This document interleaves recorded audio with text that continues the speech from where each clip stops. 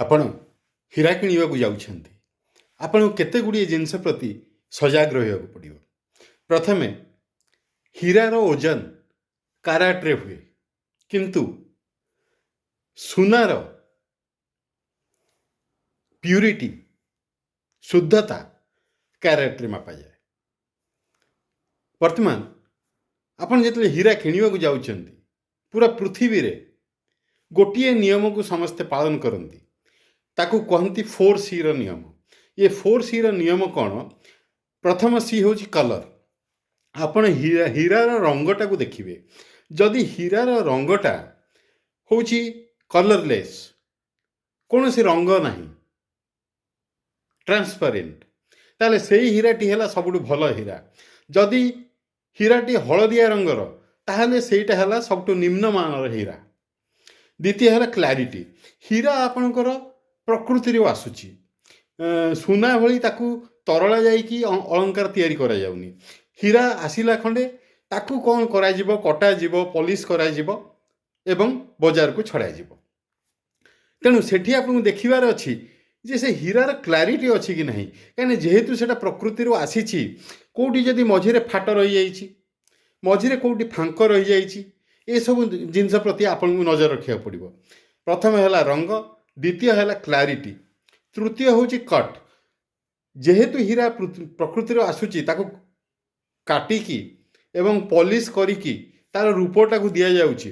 ତେଣୁ ଆପଣଙ୍କୁ ଦେଖିବାକୁ ପଡ଼ିବ ଯେ ଯେଉଁ କଟ୍ କରାହେଇଛି ହୀରାଟାକୁ, ସେଇଟା କେତେ ଭଲ ଭାବରେ କରାହେଇଛି ଏବଂ ପଲିସ୍ଟା କେତେ ଭଲ ଭାବରେ କରାଯାଇଛି, ସେ ଜିନିଷ ଉପରେ ଆପଣଙ୍କୁ ନଜର ରଖିବାକୁ ପଡ଼ିବ।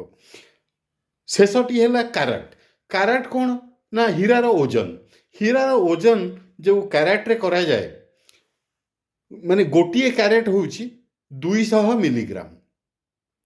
200 ମିଲିଗ୍ରାମ ହେଲା 0.200 ଗ୍ରାମ। ଏଇ ଚାରିଟି ଜିନିଷକୁ ଆପଣ ଚିନ୍ତାଧାରାରେ ରଖିବେ। ତାପରେ ହେଲା ହୀରାର ସାର୍ଟିଫିକେସନ୍। ହୀରାର ଯେଉଁ ସାର୍ଟିଫିକେସନ୍ ହେଉଛି, ସବୁଠୁ ଟପ୍ ସାର୍ଟିଫିକେସନ୍ ଆସେ ଜିଓମୋଲୋଜିକାଲ ଇନଷ୍ଟିଟ୍ୟୁଟ୍ ଅଫ୍ ଆମେରିକା। ଜିଓମୋଲୋଜିକାଲ ଇନଷ୍ଟିଟ୍ୟୁଟ୍ ଆମେରିକାର ଯଦି ସାର୍ଟିଫିକେସନ୍ ଅଛି, ତାହେଲେ ସେ ହୀରାଟି ହେଲା ବେଷ୍ଟ। ଆଉ ଗୋଟିଏ ସାର୍ଟିଫିକେସନ୍ ହେଉଛି ଇଣ୍ଟରନ୍ୟାସନାଲ ଜେମୋଲୋଜିକାଲ ଇନଷ୍ଟିଟ୍ୟୁଟ୍। ୟାର ସାର୍ଟିଫିକେସନ୍ ବି ଭଲ। ତାପରେ ଆଉ ଗୋଟିଏ ଆସେ ୟୁରୋପିଆନ୍ ଜେମୋଲୋଜିକାଲ ଲ୍ୟାବ୍, ଆଉ ଗୋଟେ ଆସେ ସଲିଟେୟାର ଜେମୋଲୋଜିକାଲ ଲ୍ୟାବ୍, ଆଉ ଗୋଟେ ଆମେରିକାନ ଜେମ୍ ସୋସାଇଟି। ଇଏ ପାଞ୍ଚଟି ହେଲା ବାହାରର।